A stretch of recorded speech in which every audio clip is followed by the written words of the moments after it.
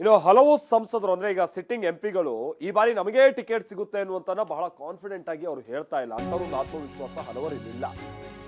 ಪ್ರತಾಪ್ ಸಿಂಹ ಅವರ ವಿಚಾರವಾಗಿ ಏನು ಸಂಸದರ ಟಿಕೆಟ್ ನಿರ್ಧಾರ ಮಾಡುವಂಥದ್ದು ಜನ ಅಂತ ಹೇಳ್ತಿದ್ದಾರೆ ಪ್ರತಾಪ್ ಸಿಂಹ ಅವರು. ಹಾಗೆ ಮೈಸೂರು ಟಿಕೆಟ್ ನನಗೆ ಸಿಕ್ಕೇ ಸಿಗುತ್ತೆ ಅಂತ ವಿಶ್ವಾಸವನ್ನು ಕೂಡ ವ್ಯಕ್ತಪಡಿಸ್ತಾ ಇದ್ದಾರೆ. ಟಿವಿ9ಗೆ ಸಂಸದ ಪ್ರತಾಪ್ ಸಿಂಹ ಕೆಲ ಎಕ್ಸ್ಕ್ಲೂಸಿವ್ ಹೇಳಿಕೆಯನ್ನ ಕೊಟ್ಟಿದ್ದಾರೆ.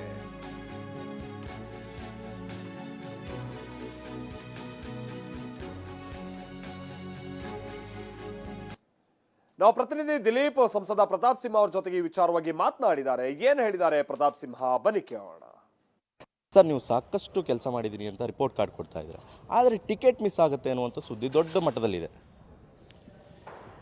ಯಾರೇ ಒಬ್ಬರಿಗೆ ಸಂಸದರಾದವರಿಗೆ ಮತ್ತೆ ಟಿಕೆಟ್ ಕೊಡಬೇಕು ಅಂತಂದರೆ ಯಾವುದೇ ಪಕ್ಷ ಆಗಲಿ ಅದು ನೋಡುವಂತಹ ಮಾನದಂಡಗಳು ಅಥವಾ ಇಟ್ಕೊಳ್ಳುವಂಥ ಮಾನದಂಡಗಳು ಯಾವುದು? ಅವನಿಗೆ ಇನ್ನೊಂದ್ಸರಿ ಟಿಕೆಟ್ ಕೊಟ್ಟರೆ ಗೆಲ್ತಾನ ಸೋಲ್ತಾನ? ಜನ ಅವನ ಪರ ಇದ್ದಾರಾ ಇಲ್ವಾ? ಅವನಿಗೆ ಕೊಡೋದ್ರಿಂದ ಪಾರ್ಟಿಗೆ ಬೆನಿಫಿಟ್ ಇದೆಯಾ ಇಲ್ವಾ? ಇವತ್ತು ಮೈಸೂರು ಕೊಡಗಿನಲ್ಲಿ ಮುತ್ತಣ್ಣ ಪೂಜಾ ಸಮಗ್ರ ಕೃಷಿ ಮಾಡಿ 37 ಎಕರೆಯಲ್ಲಿ 1 ಕೋಟಿ ಗಳಿಸ್ತಿದ್ದಾರೆ. ನೀವು ಕೂಡ ಅವರಿಂದ ಕಲಿಬೇಕಾ? ಅವ್ರ ಜೊತೆ ವಿಡಿಯೋ ಕಾಲ್ನಲ್ಲಿ ಮಾತಾಡಬೇಕಾ? ಈಗಲೇ ಫ್ರೀಡಮ್ ಆ್ಯಪ್ ಡೌನ್ಲೋಡ್ ಮಾಡಿ. ಏನು ಅಭಿಪ್ರಾಯ ಇದೆ?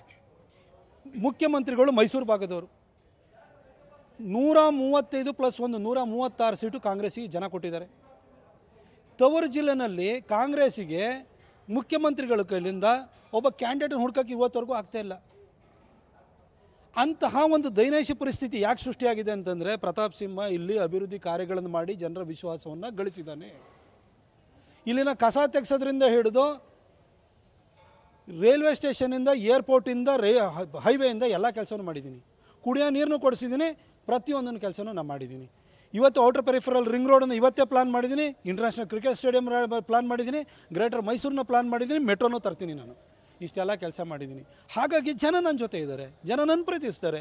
ಕಾಂಗ್ರೆಸ್ಸಿಗೆ ಹಾಗಾಗಿ ಪ್ರತಾಪ್ ಸಿಂಹನ ಸೋಲ್ಸೋಕ್ಕಾಗಲ್ಲ ಅಂತ ಅವ್ರಿಗೆ ಗೊತ್ತಾಗ್ಬಿಟ್ಟು ಟಿಕೆಟಿಗೆ ಯಾರಿಗೆ ಕೊಡೋದು ಅಂತ ಅವ್ರು ಹೆಣಗಾಡ್ತಾ ಇದ್ದಾರೆ, ಆತಂಕದಲ್ಲಿದ್ದಾರೆ.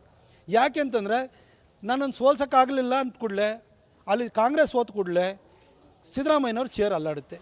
ಸಿದ್ದರಾಮಯ್ಯನವರು ಚೇರ್ನ ಉಳಿಸೋದಕ್ಕೆ ನನ್ನನ್ಗೆ ಯಾಕ್ರಿ ಟಿಕೆಟ್ ತಪ್ಸಕ್ಕೆ ಬರ್ತಾರೆ? ಅಂದರೆ ಸಿದ್ದರಾಮಯ್ಯನವ್ರು ಚೇರ್ ಉಳಿಸ್ಬೇಕು ಅಂತ ಯಾರಿಗಾರು ಆಸೆ ಇದ್ದರೆ ಅವರು ನನಗೆ ಟಿಕೆಟ್ ತಪ್ಪಿಸ್ಬೇಕು ಅಂತ ಬರ್ತಾರೆ. ಹಾಗಾಗಿ ಖಂಡಿತ ನಮ್ಮ ಪಕ್ಷದಲ್ಲಿ ಆ ರೀತಿ ಅನ್ಯಾಯ ಆಗಲ್ಲ ಅಂತ ನನಗೆ ವಿಶ್ವಾಸ ಇದೆ. ಜೊತೆಗೆ ಮಾಡಿದ ಕೆಲಸವನ್ನು ನೋಡಿದಂಥ ಜನ ಇದ್ದಾರೆ. ಕಾಯಕ್ಕೊಬ್ಬಳು ಚಾಮುಂಡೇಶ್ವರಿ ಇದ್ದಾಳೆ. ಆ ಚಾಮುಂಡೇಶ್ವರಿ ಮೈಸೂರಿನಲ್ಲಿ ಮೈಸೂರು ಹುಲಿಗಳಿಗೆ ಫೇಮಸ್ ಆಗಿದ್ರು. ಆಕೆ ಏರಿರುವಂಥ ಸಿಂಹವನ್ನು ತನ್ನ ವಾಹನವನ್ನು ಕೈ ಬಿಡೋದಿಲ್ಲ ಅಂತ ಹೇಳ್ಬಿಟ್ಟು ನನಗೆ ಚೆನ್ನಾಗಿ ಗೊತ್ತಿದೆ. ಸರ್, ಇಷ್ಟೆಲ್ಲ ಕೆಲಸ ಮಾಡಿದ್ರು, ಯಾಕೆ ಈ ಒಂದು ಚರ್ಚೆ ಬರ್ತಾ ಇರುವಂಥದ್ದು? ನನಗೆ ನಿಜವಾಗ್ಲೂ ಗೊತ್ತಿಲ್ಲ. ರಾಜಕಾರಣದಲ್ಲಿ ಅಸೂಯೆಗಳು, ದ್ವೇಷಗಳು ಇದ್ದೇ ಇರ್ತದೆ. ಬಹುಶಃ ಶತ್ರುಬಾಧೆ ನನಗೆ ಕಾಡ್ತಾ ಇರ್ಬೋದು ಅಂತ ಅನಿಸುತ್ತೆ. ಆದರೆ ಕೈ ಹಿಡಿಯುವಂಥವ್ರು, ಆಶೀರ್ವಾದ ಮಾಡಬೇಕಾದವರು ಜನ, ಮೈಸೂರು ಕೊಡಗಿನ ಜನ. ಕಾಯಕ್ಕಿರೋಳು ಚಾಮುಂಡೇಶ್ವರಿ. ಆ ದೈವಿ ಶಕ್ತಿಯ ಮುಂದೆ, ಜನರ ಹಾರೈಕೆ ಮುಂದೆ ಯಾವ ಅಸೂಯೆಗಳು, ಹೊಟ್ಟೆ ಕಿಚ್ಚುಗಳು, ಶತ್ರುಬಾಧೆಗಳು ಕೂಡ ನಿಲ್ಲೋದಿಲ್ಲ ಅಂತ ನನಗೆ ವಿಶ್ವಾಸ.